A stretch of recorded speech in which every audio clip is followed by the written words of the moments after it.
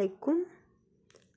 آج کی میری نئی کہانی آخر کب تک، جسے سن کر آپ بھی کہیں گے جاؤ زاہد، جا کے کسی مظلوم کے آنسو پونچھو۔ جاؤ زاہد، جا کے کسی مظلوم کے آنسو پونچھو، تب سمجھو گے عبادت کیا ہے۔ مسکان خوشی کی اکلوتی سہیلی اور افضل کی کزن تھی۔ نام اس کا مسکان ضرور تھا، لیکن مسکراہٹ اس کے حصے میں آئی نہیں تھی۔ مسکان متوسط گھرانے سے تعلق رکھتی تھی۔ یہ قسمت کی ستم ظریفی کہیے کہ اس کی شادی ایسے ستمگر گھرانے میں ہوئی تھی کہ ہر شخص کہہ رہا ہے لعنت جہیز ہے۔ ہر شخص کہہ رہا ہے لعنت جہیز ہے، پھر بھی تلاش کرتا ہے رشتہ جہیز کا۔ کچھ ایسا ہی مسکان کے ساتھ بھی ہوا۔ مسکان حسن اخلاق کی مالک، تعلیم یافتہ، سلیقہ شعار، مسکرائے تو جہاں کلیوں میں پڑ جائے، لب کشا ہوں تو گلستاں کھل اٹھے۔ اس کی ان تمام خوبیوں کو نظر انداز کر کے جہیز کم ملنے کے جرم میں اس کے سسرال والوں نے اس کے چہرے کی مسکراہٹ چھین لی۔ اللہ اور رسول کا فرمان ہے دوستو، اللہ اور رسول کا فرمان ہے دوستو، دلہن ہی بہترین حصہ ہے جہیز کا۔ لیکن یہ حقیقت مسکان کے سسرال والوں کو پسند نہیں تھی۔ انہوں نے طلاق جیسی لعنت کا طوق مسکان کے گلے میں ڈال دیا۔ مسکان اپنی ننھی کلی نیہا کو لے کر اپنے والدین کے گھر آ گئی۔ اس نے اپنی بچی نیہا کو اس ستم سے بچانے اور اسے کسی قابل و لائق بنانے کا بیڑا اٹھایا اور اپنے لیے یوں کہا، میں ایک چراغ ہوں، دیوار ہے نہ چھت میری۔ میں ایک چراغ ہوں، دیوار ہے نہ چھت میری، کہ اب ہوائیں کریں گی پھر بھی حفاظت میری۔ مسکان کے ساتھ جو ظلم ہوا، اس کی سہیلی خوشی کو بھی بے حد افسوس ہوا۔ خوشی کو کیا معلوم تھا اس کا دل بھی کسی کھلونے کے مانند توڑا جانے والا ہے۔ وہ تو بے خوف و خطر شاداب کی محبت کے پنکھ لگائے کھلے آسمان میں پرواز کر رہی تھی۔ خوشی کے ابا حضور سلیمان صاحب پر قدرت ایسی مہربان ہوئی کہ مفلسی اور غربت کے بھیانک تحت الثری سے اٹھا کر عمارت کے جگمگاتے عرش پر بٹھا دیا۔ اب تو یہ حال تھا، وہ بے ملک کے نواب بے تاج کے بادشاہ بنے پھرتے تھے۔ اپنے شاندار طرز رہائش، عالی شان کوٹھی اور دولت کے انبار سے اپنی ذات پر فخر کرتے نظر آتے۔ تقدیر نے کروٹ کیا بدلی کہ انہوں نے اپنا فیصلہ ہی بدل لیا۔ سلیمان صاحب نے اپنی بیٹی خوشی کو بچپن میں ہی اپنے بھائی کے صاحبزادے شاداب سے منسوب کر دیا تھا، کیونکہ شاداب انہیں بہت پسند تھا۔ لیکن جب سے امیری نے ان کے دروازے پر دستک دی، تب سے شاداب کی ساری خوبیاں خامیوں میں بدل گئیں۔ بے شک وہ کالج کا معزز ذہین ترین طالب علم تھا، لیکن امیر گھرانے سے تعلق نہیں رکھتا تھا، بس یہی اس کا سنگین جرم تھا۔ خوشی اور شاداب دونوں نے ہی ایک دوسرے کے سپنوں کے ساتھ شعوری میں قدم رکھا تھا۔ شاداب کو بھی خوشی سے بے انتہا محبت تھی۔ دونوں ایک دوسرے کی محبت کو دل میں دبائے آنے والے حسین وقت کا انتظار کر رہے تھے، مگر وہ حسین وقت آنے سے پہلے ہی تاریکیوں میں گم ہو گیا۔ سلیمان صاحب نے اپنے ہم پلہ سرمایہ دار کے صاحبزادے افضل کے ساتھ خوشی کی منگنی کرنے کا اعلان کر دیا اور ساتھ ہی حکم بھی دیا کہ خوشی سے کہہ دو کہ شاداب کا خمار اپنے دل و دماغ سے اتار دے، جلد ہی شادی کی تاریخ بھی مقرر کر دی جائے گی۔ خوشی اپنے ابا حضور کی حق دھرمی سے بخوبی واقف تھی، اور کچھ تعلیم و تربیت کا بھی نتیجہ تھا کہ اس نے اپنے لبوں پر خاموشی کی مہر لگا لی اور شرم و حیا کا دامن ہاتھ سے نہ جانے دیا۔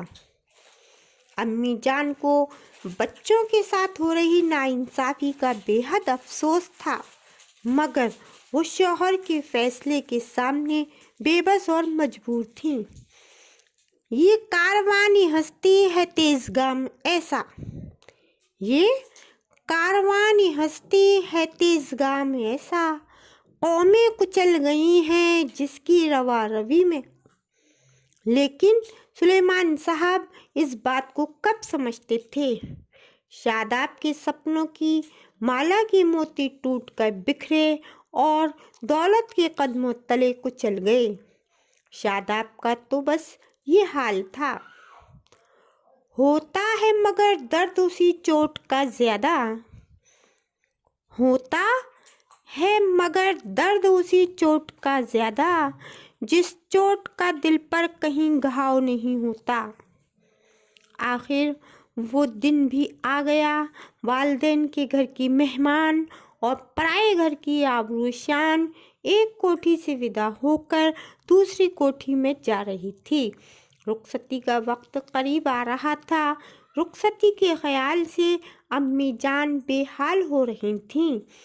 جذبات سے مغلوب ہو کر بہت شفقت و محبت سے خوشی کے سر پر ہاتھ رکھا اور بولیں، اللہ اور رسول کی امان میں دیا، اپنی زندگی کو کامیاب بنانا، میری تعلیم و تربیت کا خیال رکھنا، دینی و دنیاوی ہر فرض کو بخوبی نبھانا۔ پھر خود کو نہ سنبھال سکیں، گلا روندنے لگا، ضعیف اور دھندلی آنکھوں سے آنسوؤں کے دھارے بہہ نکلے۔ امی جان کے اقوال زریں اپنے دامن میں باندھ کر روتی سے سکتی خوشی ودا ہو گئی۔ افضل ہزاروں سنہرے سپنوں کے لیے کمرے میں جب داخل ہوا، وہاں اسے خوشی شرم سے سمٹی سمٹی نہیں بلکہ بیڈ پر سہمی سہمی سی بیٹھی نظر آئی۔ جب افضل نے خوشی کا گھونگھٹ اٹھایا تو اس کے چہرے کی رنگت اڑی ہوئی تھی۔ خوشی نے جیسے ہی پلکوں کو اٹھایا، لال بادل گھرے ہوئے تھے جو کسی طوفان کے آنے سے پہلے آسمان کے ہولناک منظر سے کم نہ تھے، اور جو خوشی کی زندگی میں آئے طوفان کے گواہ تھے۔ خوشی کے کپ کپاتے لبوں نے بنا جنبش کیے ہی سب کچھ کہہ دیا۔ افضل کو اپنے سپنے ٹوٹنے کی جھنکار کمرے میں سنائی دینے لگی۔ اف، جس طرح خواب میرے ہو گئے ریزہ ریزہ،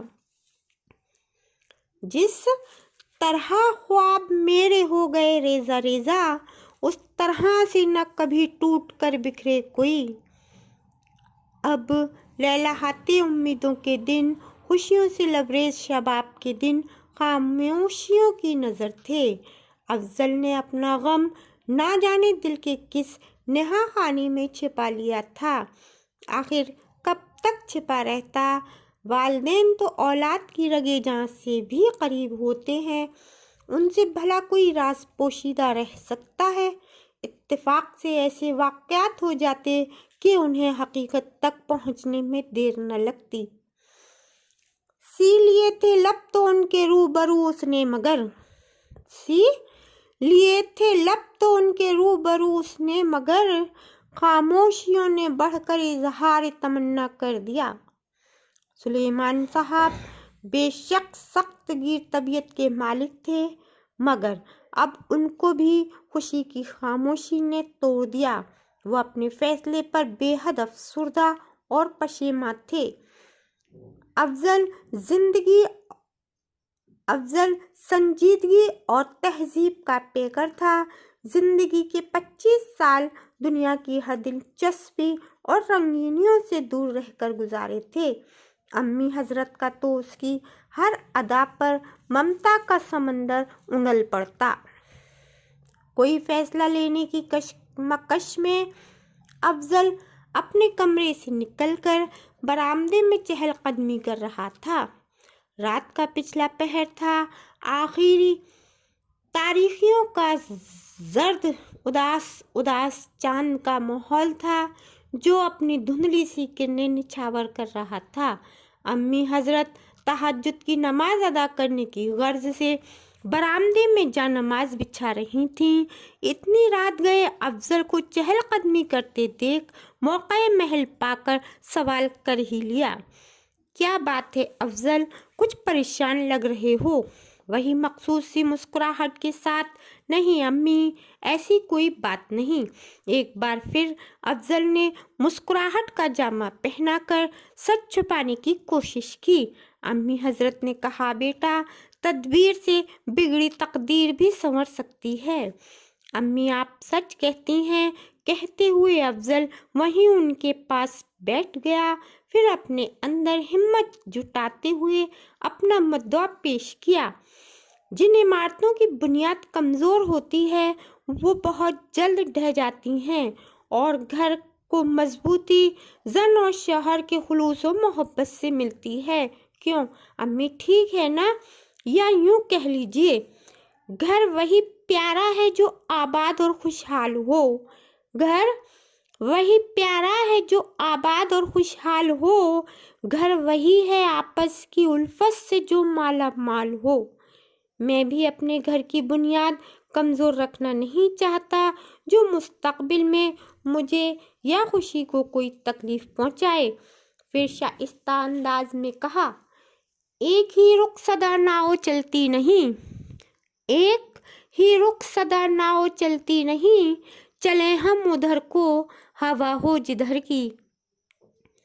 اس لیے میں نے بہت سوچ سمجھ کر یہ فیصلہ لیا ہے کہ میں خوشی کو اپنے نکاح سے آزاد کرتا ہوں۔ خوشی کو آپ اس گھر میں بہو بنا کر لائی تھیں، اب بیٹی بنا کر رخصت کر دیجیے۔ خوشی بچپن سے ہی شاداب کی امانت ہے، شاداب کو ہی ملنی چاہیے۔ مسکان اور خوشی جیسی معصوم لڑکیوں پر یہ ظلم آخر کب تک ہوتے رہیں گے؟ پھر آگے فیصلہ کن انداز میں کہا، مسکان سے اس کی رضامندی حاصل کر لیجیے، میرے لیے اس کا کیا خیال ہے؟ کہتے ہوئے دھیرے سے زیر لب مسکرا دیا۔ افضل کے روشن خیالات سن کر امی حضرت کا چہرہ شگفتہ سا کھل اٹھا۔ انہیں حقیقی مسرت اس بات کی تھی کہ ان کی ایک اینٹ سے 3 عمارتوں کو مضبوطی اور خوبصورتی ملنے جا رہی تھی۔ حدیث زندگی سے یہ عبارت ہے، حدیث زندگی سے یہ عبارت ہے جو نیک عمل وہ عبادت ہے۔ آپ کو افضل کے روشن خیالات کیسے لگے؟ کمنٹ باکس میں ضرور لکھیں۔ انشاءاللہ پھر ملتے ہیں نئی کہانی کے ساتھ، تب تک خوش رہیں اور عزیزوں کو بھی خوش رکھیں، اسی امید کے ساتھ اللہ حافظ۔